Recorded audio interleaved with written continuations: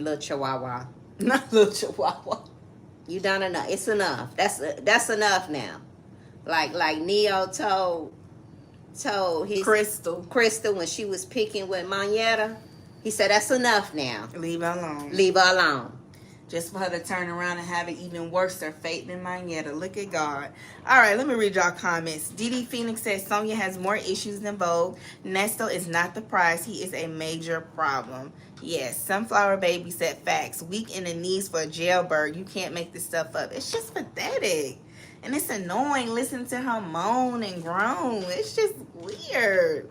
Like, girl, get some strength about you. You keep talking about how it was back in the 90s and what y'all didn't do and how it wasn't and how it was. And it's like, you acting just as silly as these young girls. She acting silly like that girl, what's her name? Mariah the Scientist, Young Thug girlfriend, when she did a podcast with some other young ladies, and she was basically like laughing and joking about how her situation is so ghetto because Thug is locked up and she'll pick up the phone whenever he calls because that's her man, and you know, just kind of like making light of him being locked up like he's something cute. And I just think that whole mentality is just ignorant and stupid, because it's like if the roles were reversed, the ninja wouldn't do time with you. He wouldn't hold you down. He wouldn't. And I just think that's stupid that we do that as women. I really do. And I think it's desperate. And I think it's pathetic, you know. And there's no reciprocity in it. You know, why would you be loyal to somebody that wouldn't do the same for you? That's just asinine to me. Like, why would you do that?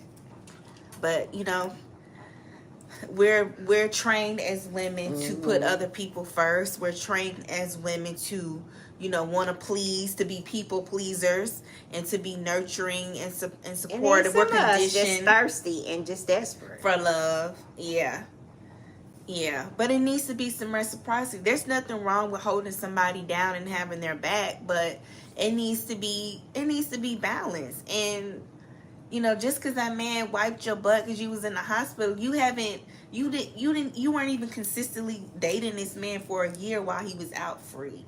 So you don't know how consistent he would have been to you, you know? And even if the roles were reversed and she was incarcerated, child, he would still be out here ripping and running with Shirley. He wouldn't be coming to see her like that. He just wouldn't, you know? And I honestly think when he came to wipe her butt, when she came out the hospital and all that, I just think he was in the neighborhood and needed something to do. So he dropped by the hospital? Yeah. I just think he doing drive-bys and visitations to all his women. And she just so happened to be the next up on his list on the visitation. And he came and visited her and was like, oh, okay, you sick, you need somebody to, you know, wipe you. Sure, I'll do that. I'll kick it, watch a movie. You know, I feel sorry for you. You don't have nobody. Sure. But I don't think it was like oh, my woman is sick, let me drop everything and stay with her the entire time. Because if he felt that serious about her, he would have been there the entire time for her, holding her hand. She wouldn't, you know what I mean? If it was really that serious. I just think she just happened to be on his way when he was moving and grooving, going to see get at these hoes, and she was just next on the stopping list. I really do think that. But to her, it's like a big deal, and I get it from what we do know about her dating history. I can see why that holds so much weight to her. I can. But to him, I don't think it held as much weight. And then sometimes you got to be careful, y'all. Sometimes people, when they're master manipulators and sadistic, what they'll do is they'll do something for you to make it seem like they're going out of their way to help you. And really they're just doing it as a way to submit a deposit into your emotional bank, so that whenever they're down or they may need you for something, you'll circle back and help them. Like sometimes when people do something nice or they go out their way for you, it's with an ulterior motive, because they feel like, okay, if I show up for this person when they going through something and they don't have anybody else, I got them. So if I'm ever down bad and I need them, they're gonna remember that and they're gonna come help me. That's a strategy. So sometimes people will go out of their way or help you with ulterior motives, and I think that's what he did, knowing him. And I think people who pray, who seek to prey on other people for whatever reason, I think that's how they operate. That's how they operate, and we know that's Ernesto's MO. That's exactly what he's doing to her.